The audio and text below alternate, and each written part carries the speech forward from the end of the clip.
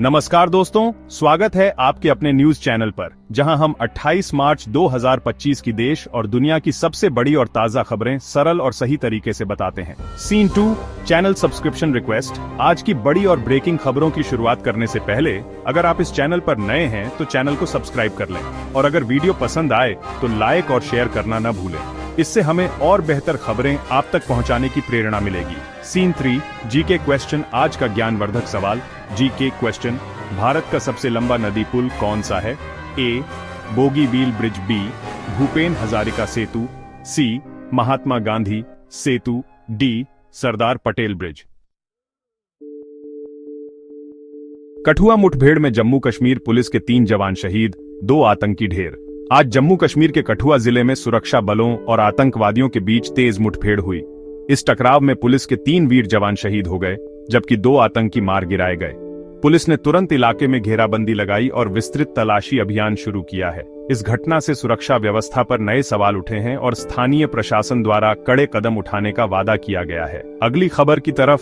जज के घर कैश मामले में दिल्ली के फायर अधिकारी से 5 घंटे की पूछताछ।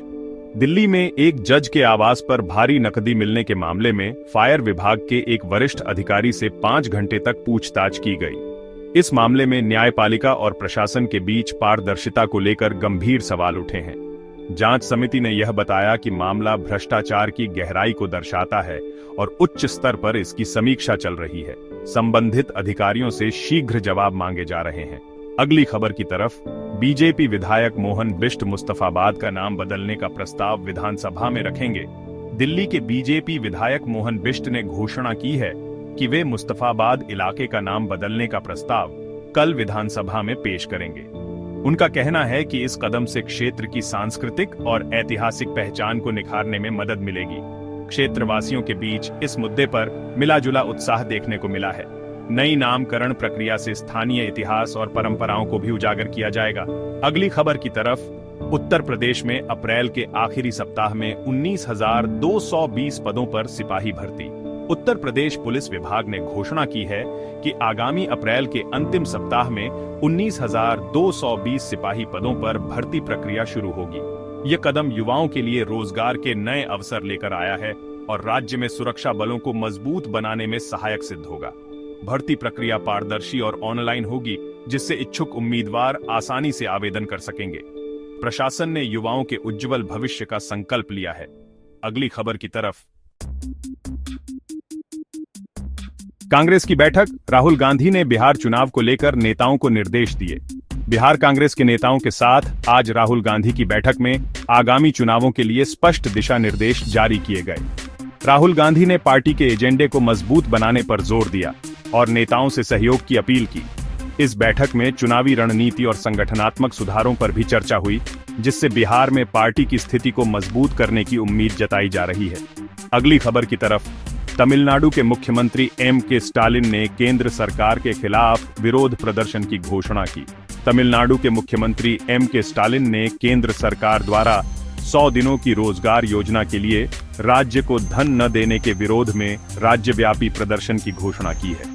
स्टालिन का कहना है कि यह निर्णय राज्य के अधिकारों के खिलाफ है और इससे स्थानीय आर्थिक समस्याएं बढ़ सकती हैं। उन्होंने जनता से सहयोग की अपील करते हुए कहा कि इस मुद्दे पर आवाज उठाना आवश्यक है। अगली खबर की तरफ। इलाहाबाद हाईकोर्ट बार एसोसिएशन ने जस्टिस यशवंत वर्मा के ट्रांसफर पर असंतोष जताया। इलाहाबाद हाईकोर्ट बार एसोसिएशन के अध्यक्ष अनिल तिवारी ने जस्टिस यशवंत वर्मा के स्थानांतरण पर कड़वी नाराजगी जताई है। उनका कहना है कि न्यायपालिका में भ्रष्टाचार के खिलाफ चल रही मांगों को अनदेखा किया जा रहा है। न्यायाधीश के ट्रांसफर से न्यायिक प्रक्रिया में पारदर्शिता पर सवाल उठे हैं। उच्च न्यायालय में इस फैसले पर पुनर्विचार की मांग की जा रही है। अगली खबर की तरफ। शाहजहांपुर में व्यक्ति ने अपने 4 बच्चों की हत्या कर खुदकुशी की। उत्तर प्रदेश के शाहजहांपुर जिले के मानपुर चचरी गांव में एक दर्दनाक घटना सामने आई है। एक व्यक्ति ने अपने 4 मासूम बच्चों की हत्या कर दी और फिर खुदकुशी कर ली।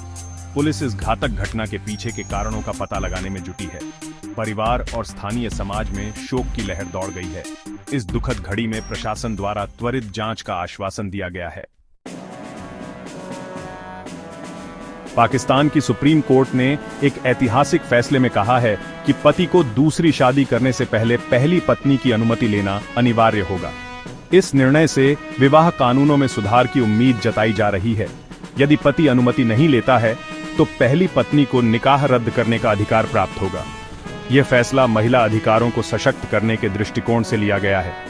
अगली खबर की तरफ, अमेरिका के पूर्व राष्ट्रपति डोनाल्ड ट्रंप ने घोषणा की है कि अब निर्मित न होने वाली सभी विदेशी कारों पर 25% टैरिफ लगाया जाएगा। उन्होंने स्पष्ट किया कि अगर कारें अमेरिका में बनी होंगी तो टैरिफ नहीं लगेगा। यह कदम अमेरिकी उद्योगों को समर्थन देने और घरेलू निर्माण को बढ़ावा देने के उद्देश्य से उठाया गया है। इस फैसले से वैश्विक बाजार में नई हलचल देखने को मिल सकती है। अगली खबर की तरफ, समाजवादी पार्टी के अध्यक्ष अखिलेश यादव ने कन्नौज में दिए बयान में बीजेपी सरकार की आलोचना करते हुए कहा कि बीजेपी को दुर्गंध पसंद है। उन्होंने कहा कि सरकार गौशालाओं पर ध्यान केंद्रित कर रही है, जबकि समाजवादी पार्टी सुगंध और सकारात्मकता को महत्व देती है। यह बयान चुनावी माहौल में एक नई बहस का कारण बना है। उनके इस बयान ने राजनीतिक मोर्चों में नई चर्चा छेड़ दी है। अगली खबर की तरफ, आज सुबह देश भर में यूपीआई सर्वर में तकनीकी खराबी के कारण डिजिटल भुगतान में व्यापक बाधा आई। कई उपयोगकर्ताओं को लेन देन में असुविधा हुई और तकनीकी टीम तुरंत समस्या को सुलझाने में जुट गई है। इस घटना से डिजिटल भुगतान प्रणालियों की सुरक्षा और विश्वसनीयता पर सवाल उठे हैं। विशेषज्ञों ने सर्वर की तकनीकी जांच के महत्व पर जोर दिया है ताकि भविष्य में ऐसी समस्याओं से बचा जा सके। अगली खबर की तरफ, आज बाजार में सोने की कीमतों में तेज वृद्धि के बाद चांदी की कीमतों में भी बम्पर उछाल देखा गया है। विशेषज्ञों के अनुसार वैश्विक बाजार के उतार चढ़ाव, मुद्रा मूल्य में गिरावट और निवेशकों की बढ़ती मांग के कारण यह उछाल आया है। निवेशकों को सलाह दी जा रही है कि वे सतर्कता बरतें और सही समय पर बाजार में प्रवेश करें। इस स्थिति से आर्थिक माहौल में नई ऊर्जा की उम्मीद जताई जा रही है। अगली खबर की तरफ, पश्चिम बंगाल की मुख्यमंत्री ममता बनर्जी ने आज लंदन के ऑक्सफोर्ड यूनिवर्सिटी में एक महत्वपूर्ण व्याख्यान दिया। उन्होंने भारत की सांस्कृतिक विविधता, लोकतंत्र और सामाजिक एकता पर अपने विचार साझा किए। इस व्याख्यान ने अंतर्राष्ट्रीय मंच पर भारत की सकारात्मक छवि को और मजबूत किया है। उनके विचारों पर कई विद्वानों और छात्रों ने चर्चा की और सराहना की। अगली खबर की तरफ, कठुआ जिले में हुई मुठभेड़ में शहीद हुए जवानों को पूरे देश भर में श्रद्धांजलि दी जा रही है। प्रशासन और नागरिक समाज ने मिलकर शहीदों के परिवारों को सांत्वना प्रदान की है। इस घटना ने सुरक्षा बलों के बलिदान और देशभक्ति की भावना को फिर से जगाया है। राष्ट्रीय स्तर पर इन शहीदों को सम्मानित करने के लिए विशेष कार्यक्रम आयोजित किए जा रहे हैं, जिससे उनके बलिदान को हमेशा याद रखा जाएगा। अगली खबर की तरफ, कैसी लगी आपको ये सारी खबरें? मुझे कमेंट्स में जरूर बताइए। अगर वीडियो अच्छा लगा हो तो इसे लाइक कीजिए और अगर आपने चैनल को सब्सक्राइब नहीं किया है तो अभी सब्सक्राइब कीजिए। साथ ही घंटी के निशान को दबाना मत भूलिएगा ताकि आपको हमारी हर नई वीडियो का नोटिफिकेशन सबसे पहले मिले। मैं फिर मिलूंगा ऐसी ही अच्छी और खास खबरों के साथ। तब तक के लिए जय श्री राम, जय हिंद, वंदे मातरम।